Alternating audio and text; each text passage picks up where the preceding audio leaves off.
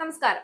ഭാരതീയ രാഷ്ട്രീയത്തിൽ ഒരു ചരിത്ര നിമിഷമായി 88 മിനിറ്റ് നീണ്ടുനിന്ന നരേന്ദ്രമോദിയുടെയും രാഹുൽ ഗാന്ധിയുടെയും കൂടിക്കാഴ്ച മാറി.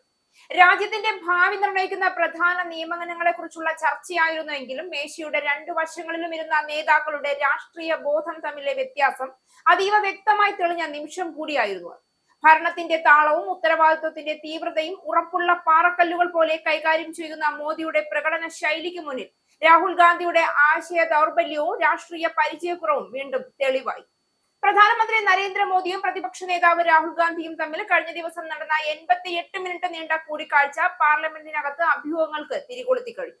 ശീതകാല സമ്മേളനം നടക്കുന്നതിനിടെയാണ് ഈ കൂടിക്കാഴ്ച നടന്നത്.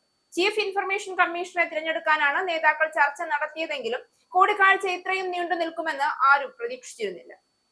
പാർലമെന്റിന്റെ ഇടനാഴികളിൽ കൂടിക്കാഴ്ച സംബന്ധിച്ച് എംപിമാർക്കിടയിൽ വലിയ ചർച്ചകൾ നടന്നു. പ്രധാനമന്ത്രി നാമനിർദ്ദേശം ചെയ്യുന്ന ഒരു കേന്ദ്രമന്ത്രി, പ്രതിപക്ഷ നേതാവ് എന്നിവരാണ് ചട്ടപ്രകാരം ചർച്ച നടത്തി ഇൻഫർമേഷൻ കമ്മീഷൻ, തിരഞ്ഞെടുപ്പ് കമ്മീഷൻ തുടങ്ങിയ വകുപ്പുകളിലെ പ്രധാന തസ്തികകളിലേക്ക് ആളുകളെ തിരഞ്ഞെടുക്കുന്നത്. ഇത്തവണ പ്രധാനമന്ത്രിയെയും പ്രതിപക്ഷ നേതാവിനെയും കൂടാതെ മുതിർന്ന മന്ത്രി എന്ന നിലയിൽ അമിത്ഷാ ആയിരുന്നു ചർച്ചയിൽ പങ്കെടുത്തത്. ഉച്ചയ്ക്ക് 1 മണിക്ക് രാഹുൽ ഗാന്ധി പ്രധാനമന്ത്രിയുടെ ഓഫീസിലെത്തിയെന്നും കൂടിക്കാഴ്ച 1:07 ആരംഭിച്ചെന്നും സർക്കാർ വൃത്തങ്ങൾ അറിയിച്ചു.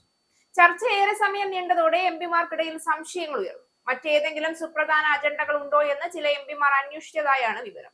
88 മിനിറ്റിന് ശേഷമാണ് രാഹുൽ ഗാന്ധി പുറത്തു വന്നത്. ചീഫ് ഇൻഫർമേഷൻ കമ്മീഷണറുടെ നിയമനം മാത്രമല്ല 8 ഇൻഫർമേഷൻ കമ്മീഷണർമാരെയും ഒരു വിജിലൻസ് കമ്മീഷണറുടെയും നിയമനം സംബന്ധിച്ച ചർച്ചയുമാണ് ചർച്ച നീളാൻ കാരണമെന്ന് പിന്നീട് ഇവർ വ്യക്തമാക്കുകയുണ്ടായി. രാജ്യഭരണം എന്നത് ഒരു പാർട്ടിയുടെ ആഗ്രഹങ്ങളുടെ കൂട്ടുകെട്ടല്ല.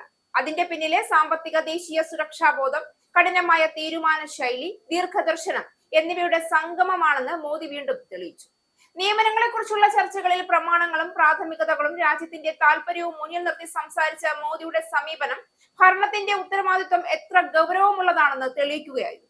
മറുവശത്ത് നയപരമായ ഉറച്ച നിലപാടില്ലാതെ സ്ഥിരതയില്ലാത്ത രാഷ്ട്രീയ സന്ദേശങ്ങളുമായി പ്രാദേശിക വിവാദങ്ങളിൽ മാത്രം തങ്ങിയ രാഹുൽ ഗാന്ധിയുടെ സംഭാഷണം താളം തെറ്റിയതുപോലെ തന്നെ തോന്നിച്ചു എന്നാണ് റിപ്പോർട്ടുകൾ.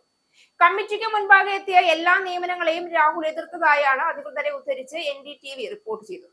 കൂടാതെ തന്റെ എതിർപ്പിൽ അദ്ദേഹം രേഖാമൂലം സമർപ്പിക്കുകയും ചെയ്തു. മുൻപും ഇത്തരം നിയമനങ്ങളിൽ രാഹുൽ എതിർപ്പ് പ്രകടിപ്പിച്ചിട്ടുണ്ട്. കമ്മിറ്റിക്ക് മുൻപിൽ വെച്ച ചുരുക്കപ്പട്ടികയിൽ ദളിത്, ആദിവാസി, OBC, EBC, ന്യൂനപക്ഷ സമുദായങ്ങളിൽ നിന്നുള്ളവരുടെ അഭാവം ചൂണ്ടിക്കാട്ടിയാണ് രാഹുൽ എതിർപ്പ് പ്രകടിപ്പിച്ചതെന്ന് കോൺഗ്രസ് വൃത്തങ്ങൾ അറിയിച്ചു. മുഖ്യ വിവരാവകാശ കമ്മീഷന്റെ ഒഴിവുൾപ്പെടെ സെൻട്രൽ ഇൻഫർമേഷൻ കമ്മീഷനിൽ 8 ഒഴിവുകളുണ്ട്. സെപ്റ്റംബർ പകുതി വരെ ഹരലാൽ സാമരിയ ചീഫ് ഇൻഫർമേഷൻ കമ്മീഷണറായി സേവനമനുഷ്ഠിച്ചു. സെപ്റ്റംബർ 13-ന് അദ്ദേഹം വിരമിച്ചതു മുതൽ ഈ സ്ഥാനം ഒഴിഞ്ഞുകിടക്കുകയാണ്. ആനന്ദി രാമലിംഗവും വിനോദ് കുമാർ തിവാരിയും എന്നീ 2 ഇൻഫർമേഷൻ കമ്മീഷണർമാർ മാത്രമാണ് നിലവിൽ ചുമതലകൾ നിർവഹിക്കുന്നത്. 88 മിനിറ്റിനുള്ളിൽ സ്പഷ്ടമായി കണ്ടത് അമിത്ഷായുമായി ചേർന്ന മോദിയുടെ ഭരണതന്ത്രത്തിന് മുന്നിൽ പ്രതിപക്ഷം ഇപ്പോഴും ദിശയറിയാത്ത, ഉത്തരം മുട്ടിയ അവസ്ഥയിലാണ് എന്നതാണ്. ദേശീയ സുരക്ഷ മുതൽ ഭരണ മികവ് വരെ ഓരോ മേഖലയിലും കൃത്യമായ കണക്കുകൂട്ടലും ശക്തമായ നടപ്പാക്കലും ഉറപ്പുള്ള നേതാക്കൾക്കാണ് ഭരണത്തിൽ നിലനിൽപ്പുള്ളതെന്ന സത്യവും ഈ കൂടിക്കാഴ്ച വീണ്ടും തെളിയിച്ചു. ഇസ്രായേലിന്റെ 5 സൈനിക താവളങ്ങളിൽ കനത്ത നാശനഷ്ടം. മോദി വെളിപ്പെടുത്തുന്ന ഇന്ത്യയുടെ വികസനത്തിന്റെ മയക്കുമരുന്ന് വിൽപ്പനയ്ക്കെതിരെ ശക്തമായ നടപടിയെടുത്ത് ഷാർജ പോലീസ്.